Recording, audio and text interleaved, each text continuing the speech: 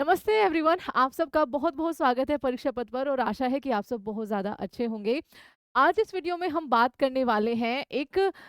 अधिकार, मौलिक अधिकार जो सुप्रीम कोर्ट के द्वारा एक मान्यता उसको दी गई है कि आप इस अधिकार को अब मौलिक अधिकार के रूप में मान्यता दीजिए। अधिकार क्या है और ये कौन सा ऐसा केस था जिसकी वजह से इसको अब मौलिक अधिकार के रूप में जाना जाएगा। हम देखते हैं मौलिक अधिकार जो हम भारतीय नागरिकों को मिले हुए हैं, शायद जो हमें फील कराते हैं कि हाँ, हम एक स्वतंत्र भारत में रह रहे हैं। मौलिक अधिकार जैसे कि हर एक भारतीय नागरिक को जीने का अधिकार है, हर एक भारतीय नागरिक को भेदभाव के खिलाफ अपनी आवाज उठाने का अधिकार है, हर एक भारतीय नागरिक को अपने धर्म का पालन करने का अधिकार है।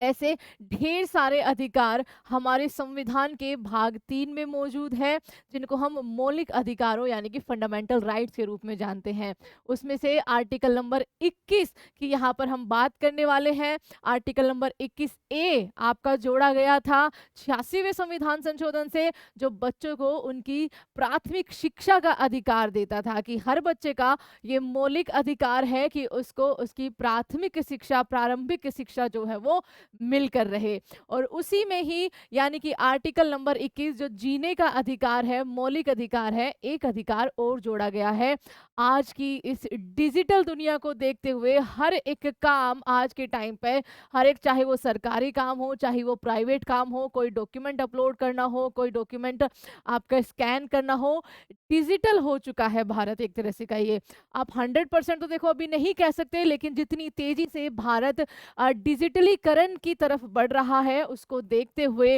हर एक व्यक्ति को जो डिजिटल सेवाएं हैं वो बिना किसी भेदभाव के मिल सके, इसलिए डिजिटल आधार को अब मौलिक अधिकार के रूप में जाना जाएगा। कौन सा वो केस है जिसकी वजह से ये आपका मामला सामने आया है, सुप्रीम कोर्ट ने ये फैसला दिया है, चलिए जानते हैं। आप सबसे एक रिक्वेस्ट है कि आप हमारे चैनल को प्लीज सब्सक्राइब जरूर करिएगा। देखिए, डिजिटल पहुंच,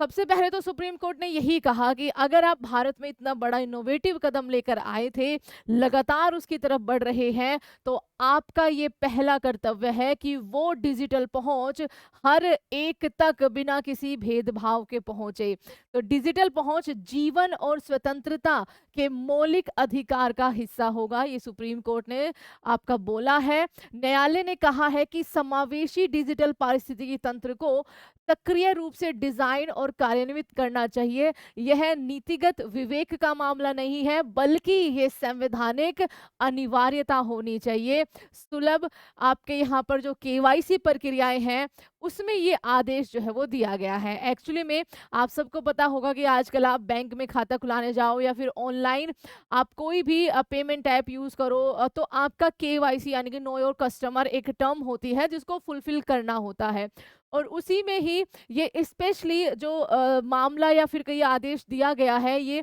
आपका सबसे बड़ा फायदा करने वाला है जो दिव्यांगजन होते हैं, जो समहाउ अपना केवाईसी प्रूव नहीं कर पाते, बहुत लंबी प्रक्रिया से उनको गुजरना पड़ता है। तो आगे इसमें देखते हैं कि कैसे कैसे ये बात जो है वो आगे बढ़ी है। सुप्रीम कोर्ट ने 30 अप्रैल को फैसले में कहा है कि गवर्नेंस और कल्याण वितरण प्रणालियों तक समावेशी और सार्थक डिजिटल पहुंच ये जीवन और स्वतंत्रता के मौलिक अधिकार का एक हिस्सा है। ये जस्टिस जेबी पारदीवाला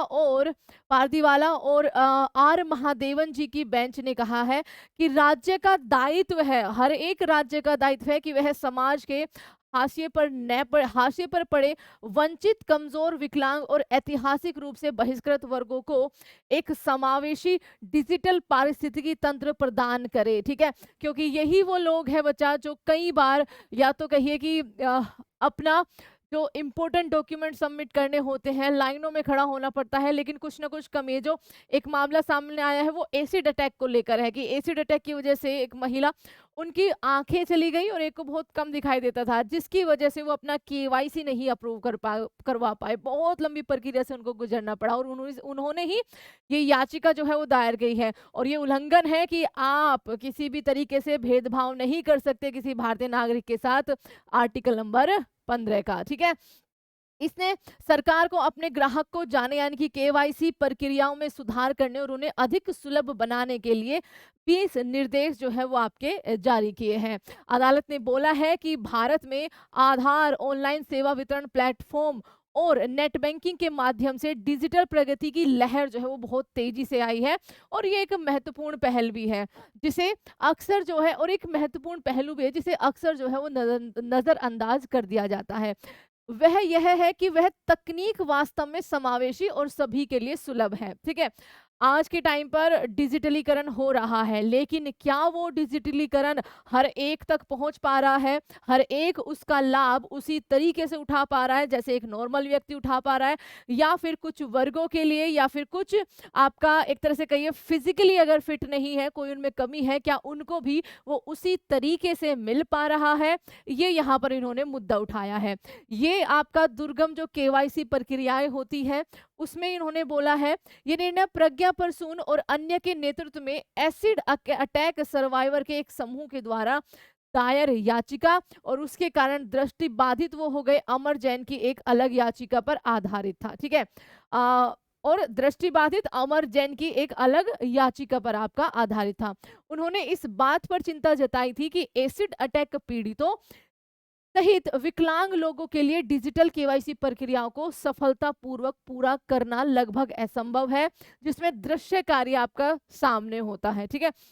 जिसमें दृश्य कार्य आपका क्या होता है, शामिल होता है। तो ऐसे जो केवाईसी होते हैं ऑब्वियसली जिनकी आंखों की रोशनी नहीं है, बहुत कम है, या फिर जो प्रॉपर आपका दिव्यांगजन की वो सामने नहीं देख पाते, उनके लिए जो केवाईसी प्रक्रिया है वो बहुत बहुत ज़्यादा कठिन उससे एक तरह से प्रोसेस से गुजरना पड़ता है, बहुत टाइम टेकिंग होती है। तो इन्हीं पर बात करते उन्होंने कहा है न्यायमूर्ति महादेवन जी ने कि ये अगर आपका डिजिटलीकरण इतनी तेजी से बढ़ रहा है तो ये भारत में समावेशी रूप से और कहिए तो आपका हर एक तक पहुंच पाए, बिल्कुल उसी सुलभ तरीके से जैसे एक नॉर्मल पर्सन तक पहुंचती है। चेहरे पर चोट, विकृति और दृष्टि दोष के कारण एसिड अटैक सर्वाइवर के लिए अपना सर हिलाना, पलक झपकना, दृश्य निर्देशों का पालन करना और स्क्रीन पर दिए गए, ये बहुत इंपॉर्टेंट है,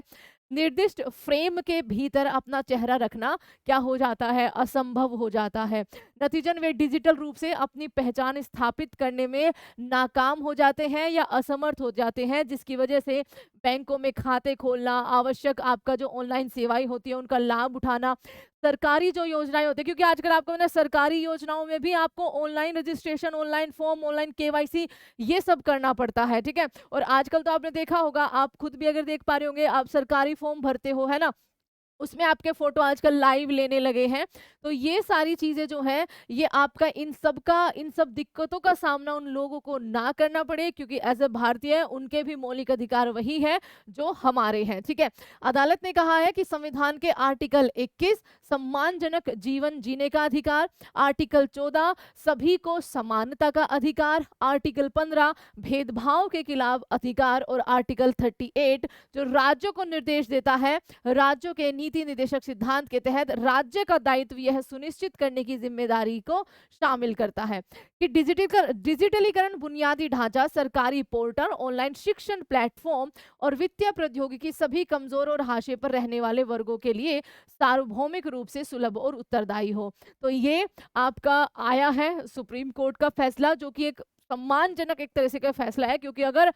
हमारे भारत में मौलिक अधिकार हमें मिले हुए हैं कि भेदभाव नहीं किया जाएगा, सबको समान समझा जाएगा और सबको आपका इज्जत से जीने का अधिकार है, तो उनमें वो लोग भी आते हैं जो समहाउ जिनके चेहरे पर किसी भी घटना के कारण, सिर्फ एसिड अटैक की बात नहीं हो रही है, उनका चेहरा या फिर वो अपने चेहरे को प्रॉपर रूप से प्रेजेंट नहीं कर पाते, वो देख नहीं सकते, उनका चेहरा स्टेबल नहीं रह सकता, एक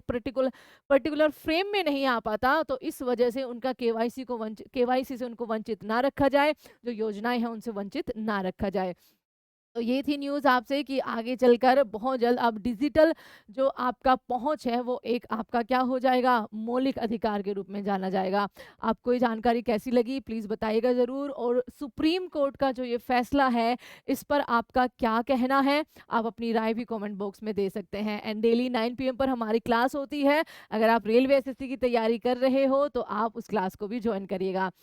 धन्यवाद एवरीवन एंड जय हिंद।